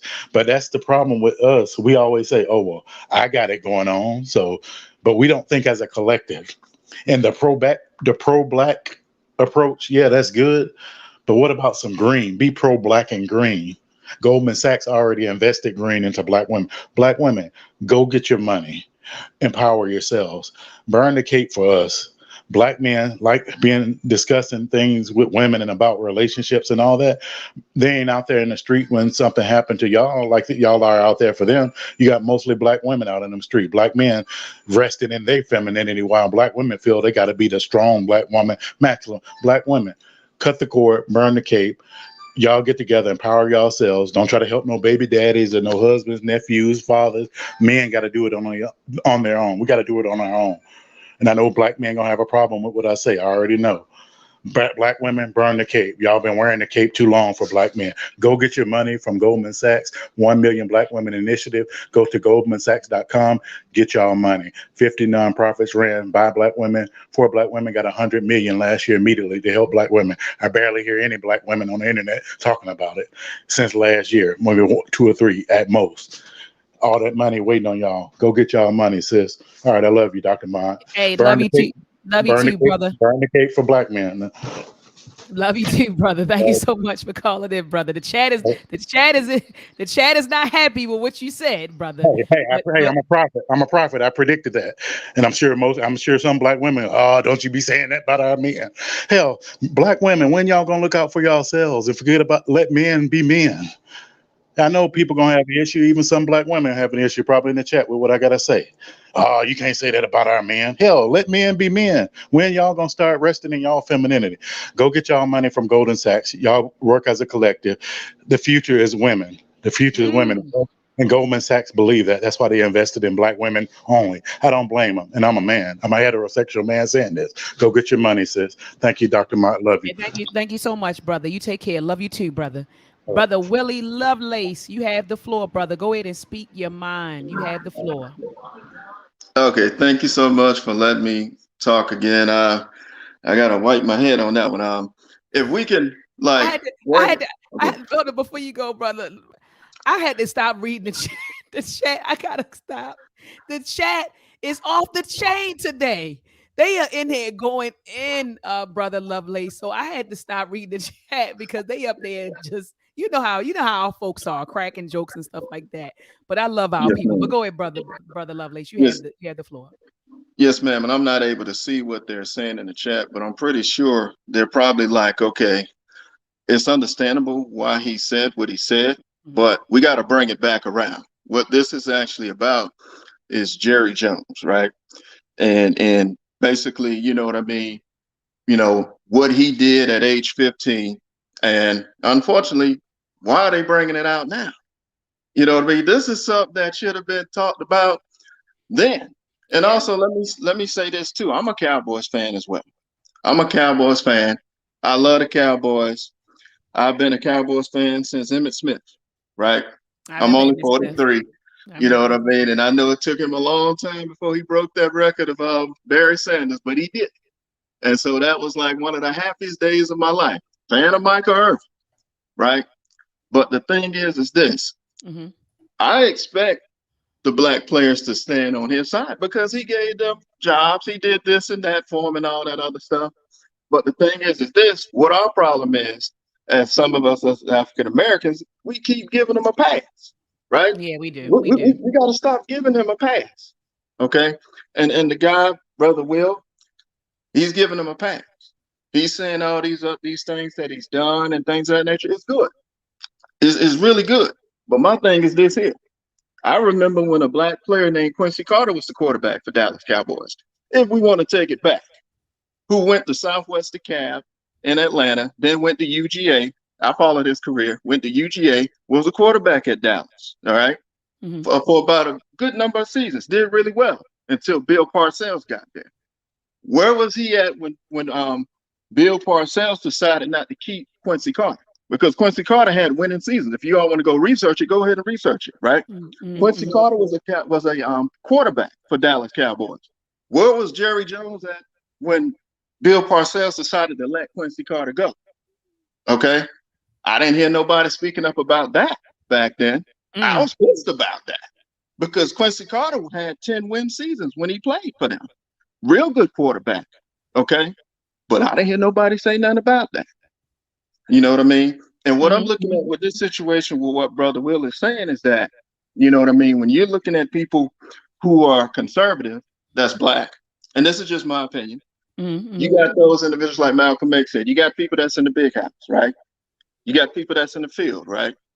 The people that's in the big house, they're like the butlers, they're like this and that. And so their thought process is going to be a little different. You know, the leftovers that they was getting was a little better than what they was giving the black folks in the field, right? So when they came together, you have some that say, hey, man, I disagree with this. I hate this. I want to escape. What do you think the people in the house are saying? Oh, no, this is all right. I like this. This is cool. So that's the state of mind that we got a lot of our people in today.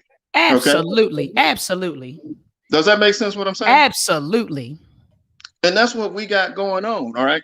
You got, and even with that brother who just got off the phone, he said something about Goldman Sachs giving black women $10 million.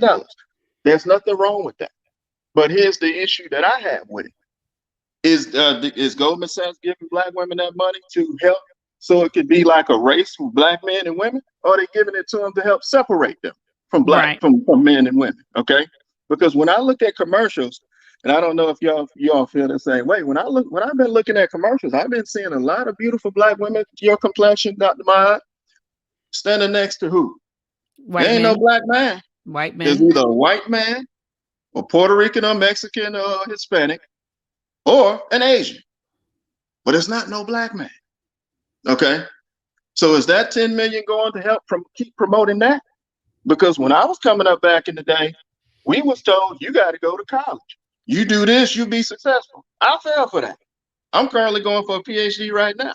Okay, but the fact of the matter is that we know that every now and then they're going to change the game a little bit, because always, this is right? They're going to change it a little bit. You know what I mean? Like if something don't work, they're going to do something else. And I agree with you with the conditions that you're talking about for Jerry Jones. Okay. Yeah, he may have changed today. He may not be that person, but guess what? He was. He was. And if we gonna hold Kyrie Irving responsible, which I don't think he should have been held responsible, because all he did was just post something. That's it. He didn't make the movie. He didn't make the documentary. And I don't even think the man said anything negative about the people. No, he didn't. But for him to be put under that type of scrutiny and no black players stand up for him and say, hey, man, y'all leave that man alone. That man didn't do nothing. I found it to be doggone discouraging. I found it to be outrageous. It was disgusting. Yes, ma'am. And disgusting. And for the fact that black players are going to stand up for Jerry Jones. Man, what kind of world are we living in? What world are we living in? Yep, didn't stand up for Kyrie, but standing up for Jerry. Exactly. So yeah, he should be held accountable. He should be made to apologize. But now I got to disagree with you on one of those points. That's And fine. people they gonna blow this chat up when I say this, but I gotta say this. Go ahead, speak your mind, brother. The last one. I don't think he should go talk to Minister Farrakhan. I think he should basically go talk to somebody else, because my thing is this: I respect Minister Farrakhan, but I still feel as though he had something to do with. And I'm gonna show you something right quick, if I may. Had something to do with this. Can you see this? Oh yeah. That's one of my heroes. But you know, and Yeah. I understand, brother, you know, where you're going. I put that down there because they, you know, what I did was I looked at their list of demands for Kyrie, right? Mhm. And so I said, well, I'm going to have some list of demands that parallel what they said for Kyrie. And so one Yes, of their ma'am. list of demands was to speak to a Jewish rabbi to demonstrate understanding. So I just put, well, you speak to one of our black leaders, right? You know, some people may not Yeah. regard him as our black leader. That's fine. But what you speak Mhm. to one of our folks, you get what I'm saying Yes, about ma'am. to demonstrate your understanding. But I understand where you're getting ready to go with the nation. You still feel like the nation was involved in the assassination plot of Malik al-Shabazz. Is that what you're saying? Yes, Okay, ma'am. yeah, yeah, And but you know, a lot of new information is coming out. You know, a lot of mhm. new, a lot of evidence now is coming out. You know that that's exonerating, you know, some of those members, and pointing to the New York Police Department and the CIA and FBI. But now, if you want to be technical, if you want to be, if we want to, we can go in deep into it. But the thing about it, I'm not going to say the whole nation, because I think he had a lot of supporters in the nation. And I don't mean to take this off Jerry Jones, but just to go in on the Mr. Farrakhan, I think it was just some individuals that wanted to do that. But now, if we look at the FBI, if you looked at that documentary, I can't remember who the guy was that did it on Netflix, but he put something in there, and it was a tape or something. It was a recording, excuse me, to where the FBI actually went to Malcolm X's home to talk to him. Yeah, I Okay, heard it recorded. they went to his home. They even told him, "Man, we will protect you if you tell us. All we want to do is get to Elijah Muhammad. If you help us in XYZ." But there are people, even that guy I talked about yesterday, Sarnetta, who think he sold out. But truth be told, Malcolm didn't sell out. Because if he wanted to sell out, he would have sold him out right then and there. So you But talking you about know the what Malcolm X documentary? said? You talking about the documentary Who Killed Malcolm, right? Yes. Okay. But you want to know what Malcolm X said in response to them when they wanted him to try to help them? He said, "I have nothing to tell you. If you all want to go find out information about Minister Muhammad, you all do it yourself. I have nothing to tell you all." So right then and there, that showed me even more why I respect the man, even though it was before my time. Because he was born in 1925, died in 1965. I was born in 1979. You know what I mean? But it's just the fact that, man, like, it's unfortunate in that you have somebody that's real like that, who's actually a real leader. You understand what I'm saying? And there are ladies too who are real leaders. You know what I mean? But he was a real leader, somebody that was genuine, just like this platform, I think genuine. he was You genuine. I know? think Malcolm X was definitely a genuine brother. I think I believe that wholeheartedly. And like you said, I wasn't there. You know, I never met him personally. I was born in 81. And so, you know, but I do get the sense of his, you know, authenticity and his him being, you know, just a genuine, you know, brother. I think that he genuinely loved, you know, black people. You know, he Yeah. sacrificed his life. He was there. He put his life Yes. on the line, you know, for Yes, black he did. people. But anyway, I don't want to take it off for Jerry Jones, but I appreciate you, brother Willie Lovelace, for coming in and sharing your thoughts, brother. Peace and black power to you. Yes. Thank you so much again. No problem, brother Kevin C. Warrior. You have the floor. Go ahead and unmute your mic and speak your mind, brother. Hello, Professor. How you doing? You doing all right today? I'm fine. How about yourself, brother? I can't complain. I'm doing all right. I'm doing all right. And hello to yourself, that's the host, and then everybody else that came up, and then all the folks in the chat. But yeah, so I agree with you on the list. Good points. There's some stuff I missed as it relates to your show. The one thing, now somebody did mention celebrities. Well, I'll get to that. So this thing with Jerry Jones. This actually reinforces what, you know, a lot of black people who are informed and actually understand history and the past and how the past informs the future. This actually kind of points to what we talk about. History is not that Absolutely. long ago. Not that Like, exactly. this dude is still alive. And this points to, so when people go, oh, I don't have privilege. I grew up as a poor white man in the South. Okay, look, Jerry Jones was 14 years old, running around that school, sticking his neck out, looking at the photos, trying to figure out what was going on. Somehow he was curious.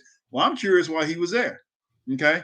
Because everybody that, he's literally right up there to the point where you can actually see the black students. They're kind of cut off in the photo. You can see the black students going in. So the people up there, they were up there to make some noise and go, look, you don't belong here.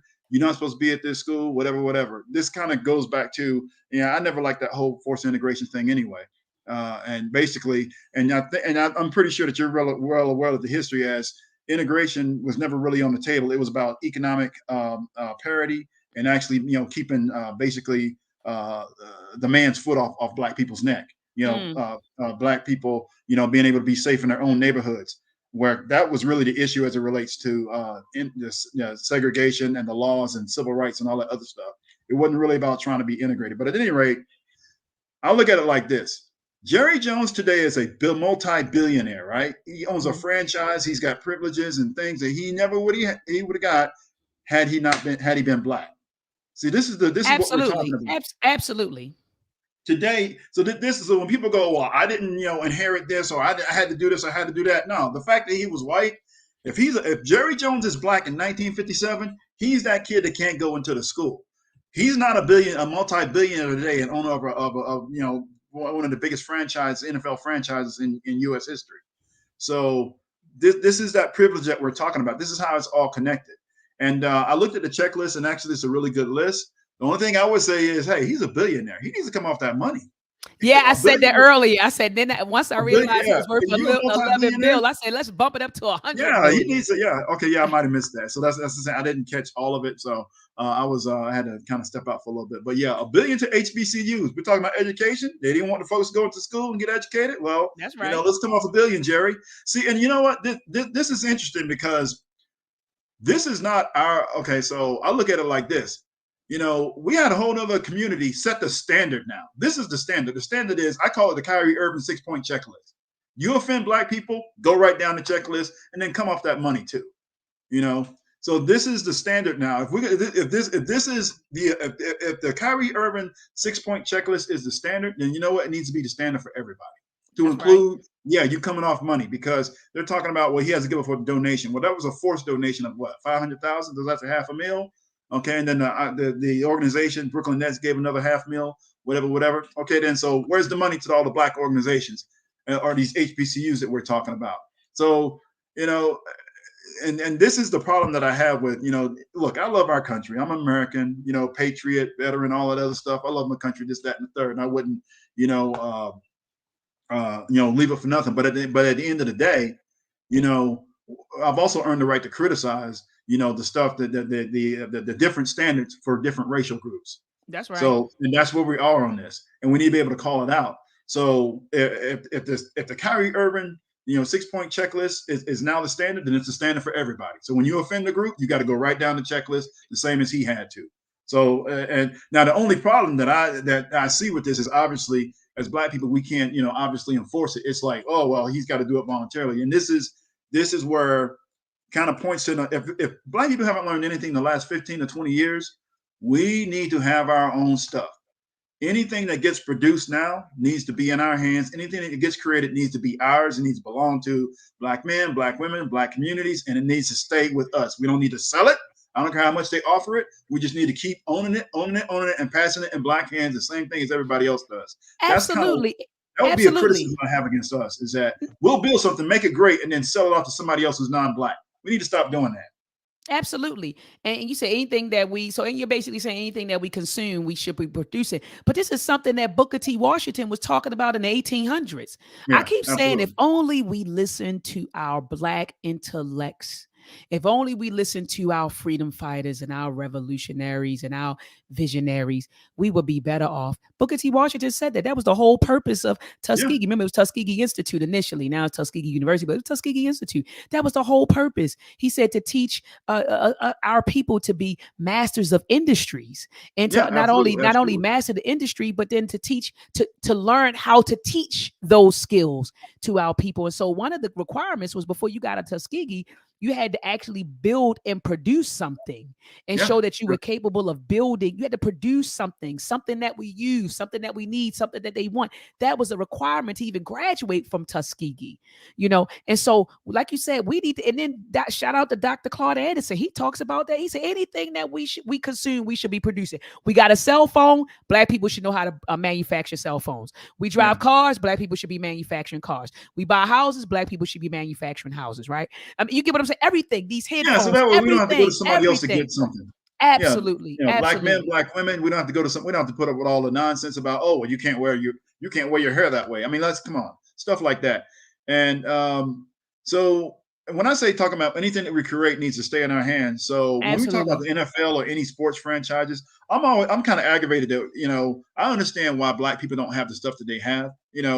That last guy, he was talking about a bunch of stuff, but he kind of missed the whole 350 plus years of black enslavement and Jim Crow racism, where black people as a collective, and specifically black men, were denied economic opportunities. And you know that when black men actually did build something, if you got too big, that was a death sentence for you. Come on, So come on.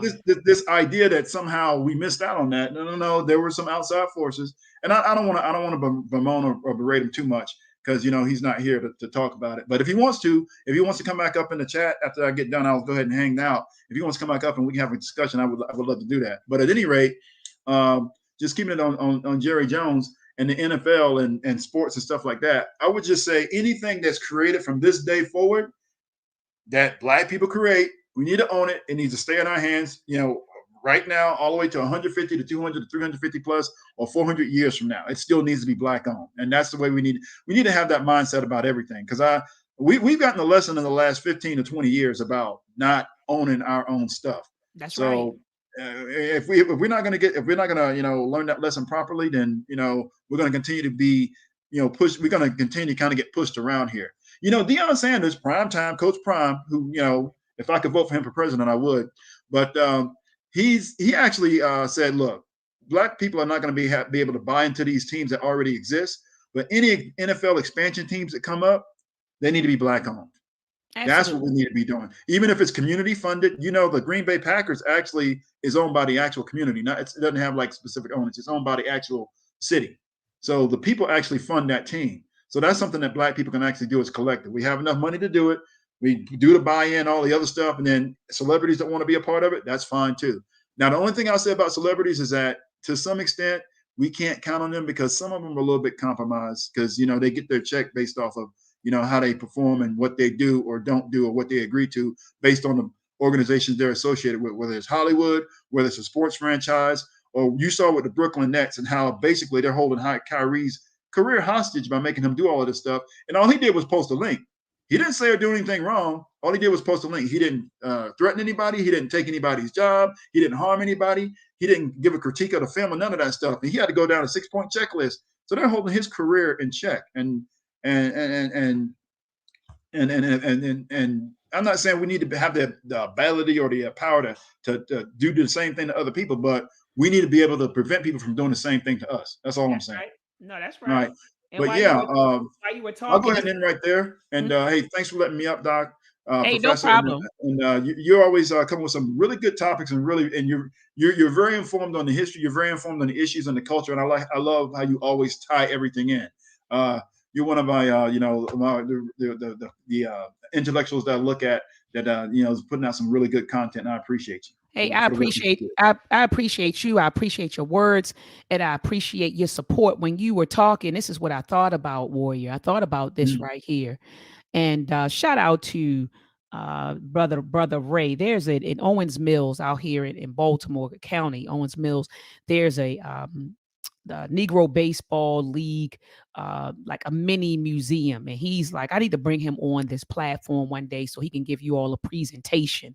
But Each year he attends the Baltimore County African American Cultural Festival. He represents the Negro Baseball League. He was there this past September. It's actually held like the second or third Saturday, and he usually has this photo on display. When he first showed me this photograph, Uh-huh. I nearly cried. You see, the owners were black, Yeah, the team members were black, and if I know you can't really see in the stadium, but it's a whole bunch of black people behind them, and so absolutely. everything was all black. And he explained to me that, so our men had ownership. So, like I said, the coaches, the owners, the teams were black.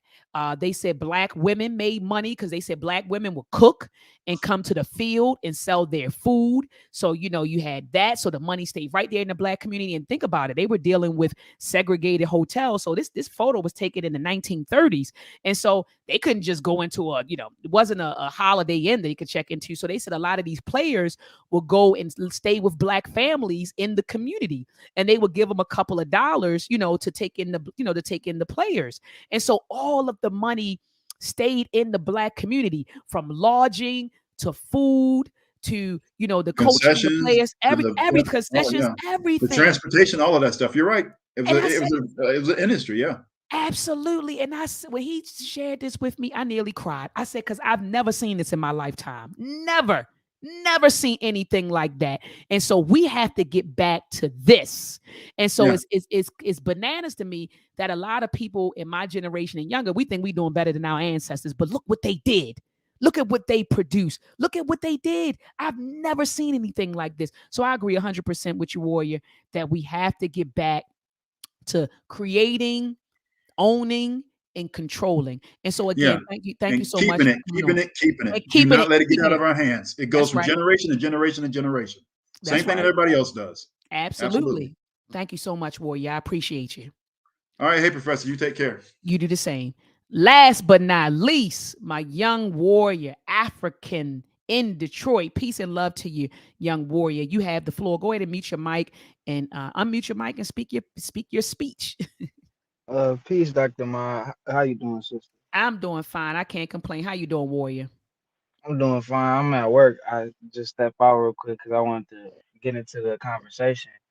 But honestly, out of this whole situation, well, in regards to the NFL players, even the NBA, with even the frustration where we have towards black people who not talking out or speaking when once they get in these positions of power, Mm-hmm. we not understanding that all of these things are not like the individuals aren't cut from the group.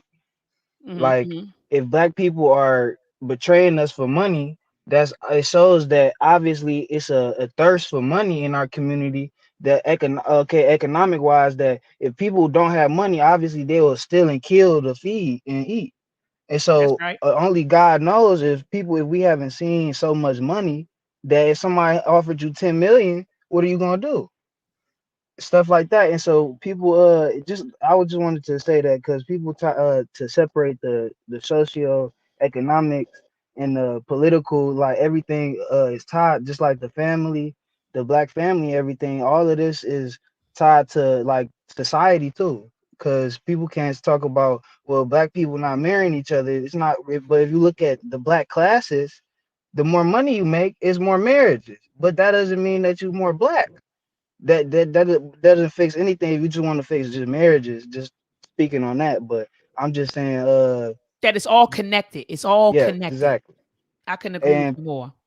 exactly that's exactly what I'm trying to say. People like and men and women, and people disappointed in beating on the men, or let's talk about men beating on women, but we don't realize that men and women are badges of honor that the community decide. Not when you come a certain age, it's when what we decide what is a man and what is a woman is. And so I think that we forgetting that, in that a man, and we going off what a man and woman is by European ideals, about just money or something like that. because we can't say that all of these are these really black men if they're not sticking up for black issues. Come on, come Is on, these black women if they're not sticking up for black issues? come Is on. but that's just all I want to speak on. No, I couldn't agree with you more. You say, young warrior, I'm right there with you. You're saying basically young warrior, I say this all the time when I hear sisters say, well, black men did, or I hear brothers say, black women did. And then when they describe the behavior to me, I'm like, that's not the behavior of a black man. So what you are describing is male behavior or boyish behavior, or you're describing female behavior or girlish behavior, but you're not describing a woman's behavior or a man's behavior. You get what I'm saying? And so, like you said, young warrior, Exactly. a lot of us believe that we're men and women because we turn 18. We turn Yeah. 18, and don't understand that in our tradition, you had to earn that. Being viewed and called a man is a title. You had to earn that, and so that's another thing that we lost during the Ma'afa. That was something that we lost. You get what I'm saying? That was a part of our culture. You had to show yourself to be approved. You get what I'm saying? Even in teaching the people, people get mad at me and throw eggs at me, young warrior, because I always say, and I will continue to say it, that in order to be certified, you must be verified by someone who is qualified. So you have a lot of self-proclaimed master teachers running around here, and I ask them, who vetted you? Who vetted you to speak on said subject? What qualifies you? Oh, you think you qualify because you read 2 books? Or you think you qualify because you watched a YouTube video or you watched a Netflix documentary, right? And so you think you qualified. So it's a lot of things, brother. Like you said, that man being called a man, being called a woman, being called a jegna. You got a lot of people running around. I'm a jegna. I'm a master teacher. I'm an Mwali Mu. Well, who vetted you? What elders have vetted you in the community? You understand? And so a lot of people get upset with me when I say things like that. You, sister, you ain't describing the behavior of a man. You describing the behavior of a boy. You got caught up with a boy. Oh, brother, you're not describing the behavior of a woman. You're describing the behavior of a girl. You got caught up with a girl. Oh, you're not describing the behavior of a Jegna or Mwali Mu. You describing the behavior of a fraud. So anyway, brother. Anyway, I'm with you. Yeah, I'm with you 100%. Go ahead. I'm listening. that's exactly what I was trying to say. I'm totally agreeing with you. I just want to quickly get off what I say because I gotta go back to Go work. ahead, brother. I'm listening. You had the floor. Go ahead, brother. I yeah, people just not understanding. Just like when people just the brother earlier was talking about they gave billions to black women, and of course the money that is good, but that's not always the intention. Is the intention good? Is the if we talk about the gap between black women and black men is economic right now, is giving black women more money, is that good intentions on their part? Is or just like black men, I can't even talk about black men right now, but they it's because I don't know, we at this point we even letting people tell us that, like Charles Barkley, we can't even run sports anymore. But Mm, I just want us to realize that everything is interconnected. The family, the women, everything. Like we considering nuclear family, the right family, when we can't. A nuclear family already been around what 60, 70 years. mm, Because before then, white people having kids out of wedlock out, they still to this day. And we still arguing over each other about baby mamas and stuff like this. And now all the black community is so terrible. We keep going off other people ideals, and it annoys me so much because none of these people are black. None of they don't have to go through anything we gotta go through, and don't gotta go through our the same experiences, history, or nothing like that. So we should treat them based off our history. We don't have to apologize to no white people about nothing we said, because when do we have a history of killing all these other people or hurting people? So mm. that's just all I had to say real quick. And thank you for having me on, Dr. Mine. I No, no, appreciate it. no. Hey, look, young warrior, I appreciate you. I appreciate you, young warrior. I do. I just, it's always a pleasure, and it always warms my heart when the young people come in, and brother, it's just listening to you. You're extremely wise, and you're on code. You're on point, and so you just keep on being who you are. Every time you come in, and you click the link, you come in, you drop a lot of jewels, and like I said, you're like what, 21, 22? I'm 22, and I did come see you talk at the rally though. I did come and see you talk. Hey, I hey, came I out there wish to I watch. wish you would have came to I wish you would have came by the tent so I could have I gave you a big hug. You know, I'd have came out there and gave you a hug if you would have hit me, on IG or something and said, Doc, I'm here, told me I what you talked had to. on. Mhm. I seen Kaba after, but I didn't see you back there. I was trying to stick around, but I didn't really see. Everybody kind of disappeared, and went, Mhm. after the rally went quick. I did try to come and talk to you. I listened to you. You was a great speech. Oh, thank you so much, young warrior. I appreciate you. And like I said, it always when you all call in the young people 20, 21, 22, it gives me hope. It gives me hope. It really gives me hope. It gives me hope. I'm like, all right, so everybody not caught up. Everybody not caught up when I hear young people like yourself. And shout out to the young sister. She came on earlier, Shania, and you, brother Brendan. He usually calls in. But when the young people step up and you call in and you all talk the way you're talking on code, and with a certain level of consciousness, it makes me proud. It makes me extremely proud, and hopeful of our future. And so anyway, brother, I'm gonna let you go. I know you got to go back to work. I appreciate you calling in, and I'll talk to you soon. All right. I think he had to go out, family. There you go. You Thanks, there? doctor. Hey, I know I'll I know talk you to at y'all work. later. All right, peace and love. I said he had to get out of there, family. So I appreciate him, calling in and tuning in. And so anyway, family, I'm gonna go ahead. We've been rolling for about 2 hours, and so I'm gonna let you all go. Please join me on Sunday at 7 p.m. Eastern Standard Time for the Read Book Club. We're discussing chapter 10 of The Color of Law by Richard Rothstein. And in this particular chapter, Richard Rothstein talks about how they purposely suppress the incomes of Black people so that we could not move into their neighborhoods. I'm going to say that again. The government, your government, our government, purposely suppress the incomes of Black people so that we could not afford to integrate their all white communities. And so, even if you don't have the book, never listen to a book, a chapter discussion, still tune in on Sunday at 7 p.m. Eastern Standard Time, because family, you will learn something. All right. And so, again, I appreciate you all tuning in. We got up to about 110,000 people, really 110, but I got to stretch it. 110,000 people. So I appreciate you all tuning in. Please catch me on Sunday at 7 p.m. Eastern Standard Time. Peace and Black power.